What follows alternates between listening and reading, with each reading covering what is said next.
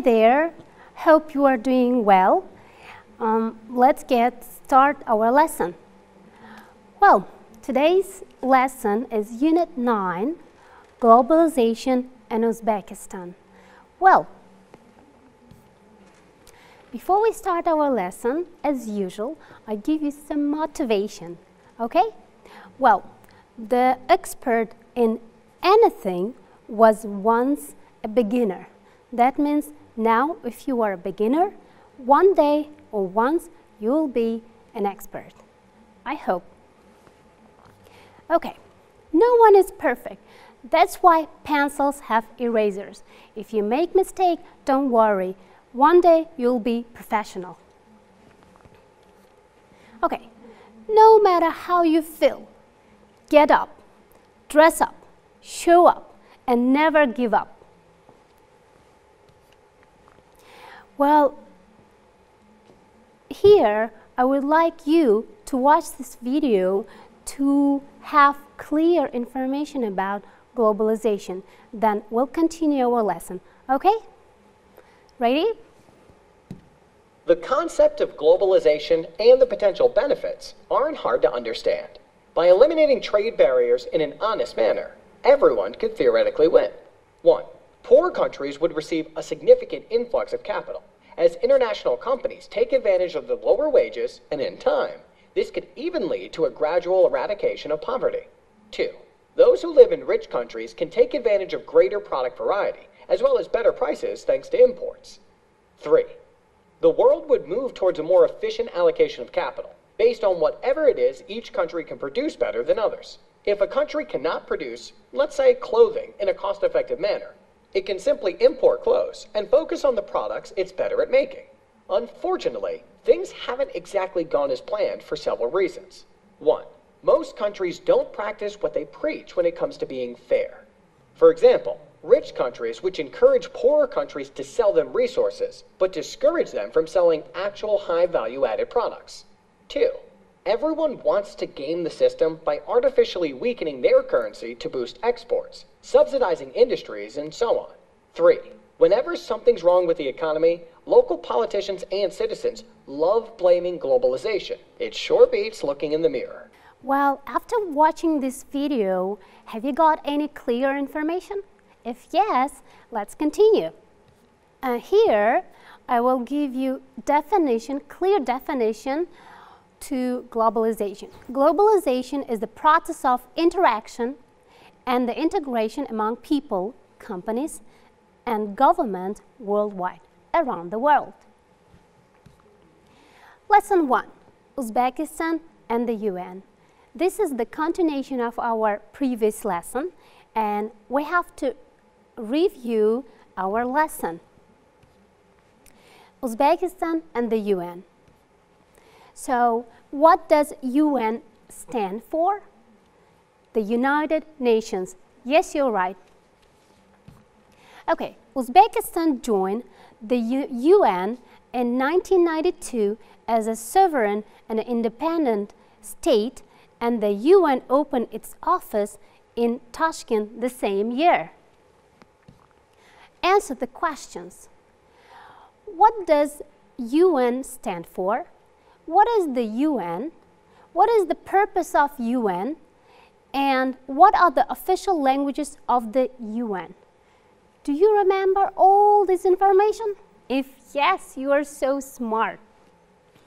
Well, the purpose, and then more questions. The purpose of the UN, why the UN is still needed, how often the UN meets, the official languages of the UN.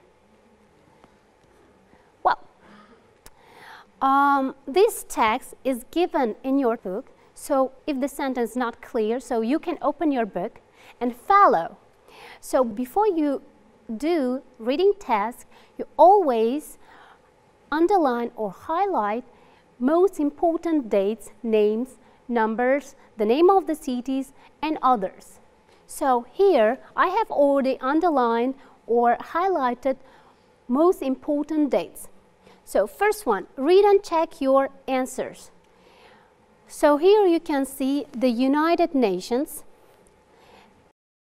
before we start reading, we just pay attention to the most important numbers. The United Nations, Second World War, 1948, the UN, Peace and Security. So 1948 again, so Korea, Afghanistan, Vietnam, Iran, Iraq, the Gulf War in Kuwait. Well, and then again the UN, General Assembly, 185. So here in your book, this is old information.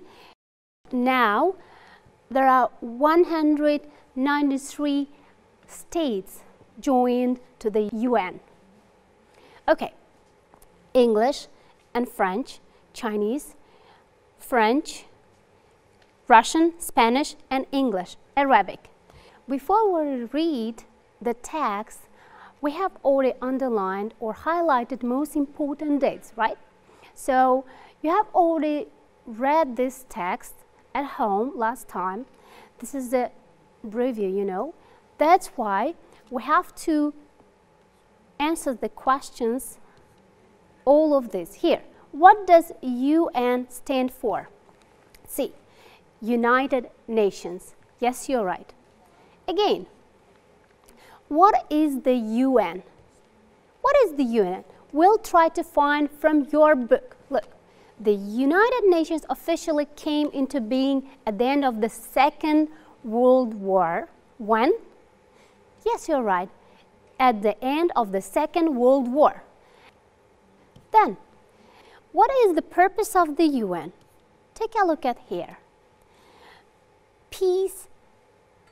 The UN is to maintain peace and security throughout the world and develop friendly relationship among nations.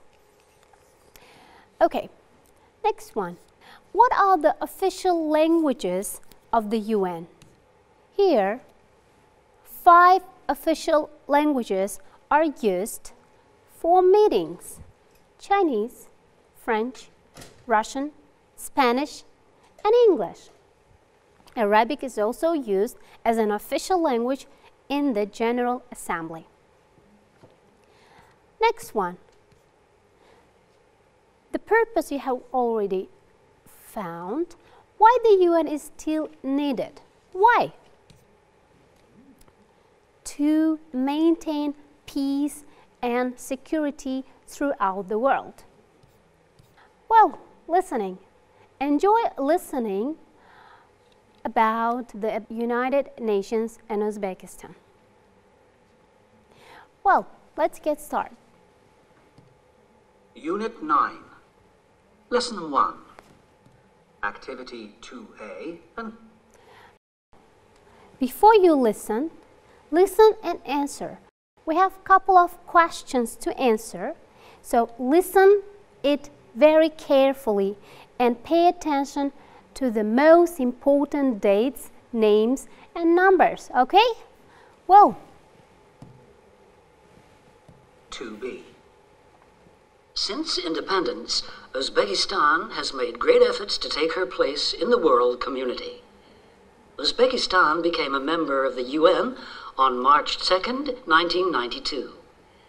In 1993, President Islam Karimov introduced Uzbekistan as a new, young country at the 48th session of the General Assembly.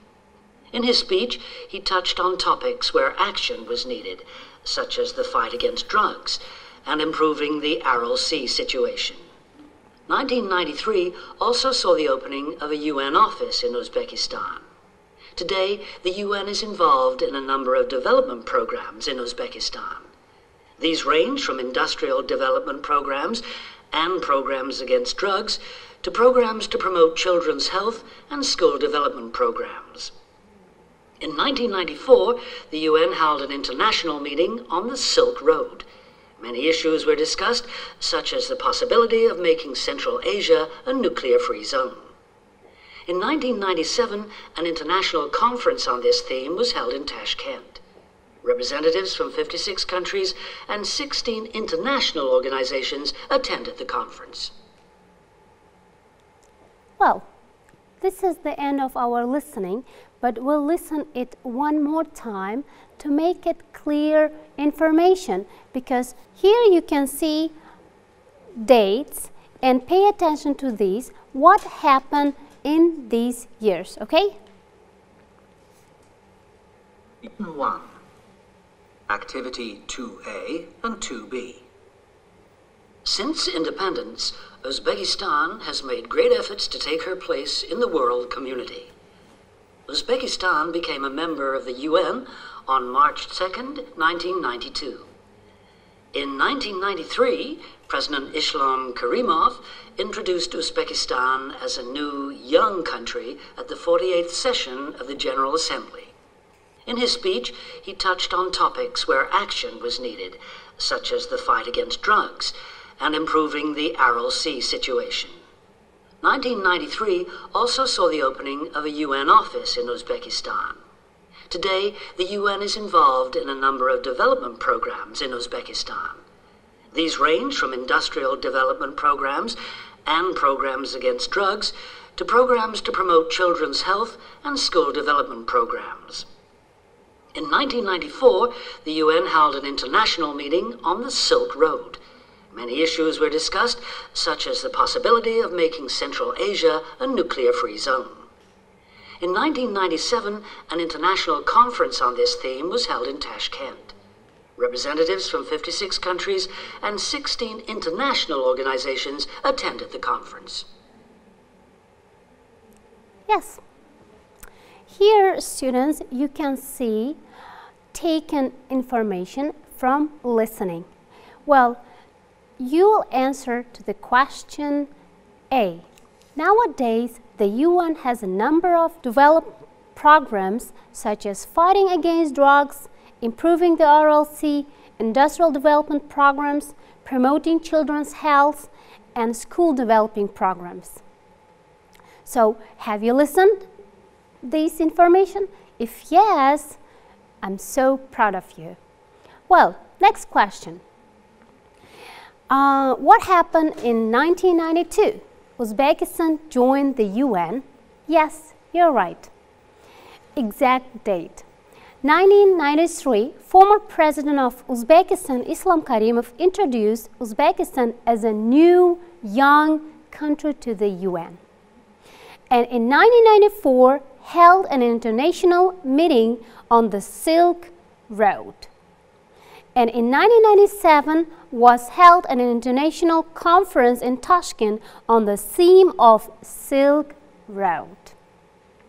If you got all this information correctly, you are very smart and you got 5. Well, and this is your homework time. Well, let's see, what's your homework? Well, your homework is going to be, what is these acronyms stands for? These are abbreviations, the same as UN or the USA or the UK. Homework is to find what does this each word mean, abbreviation, okay? That's easy. You can search on the internet or from your book. Thank you. Goodbye. Take care.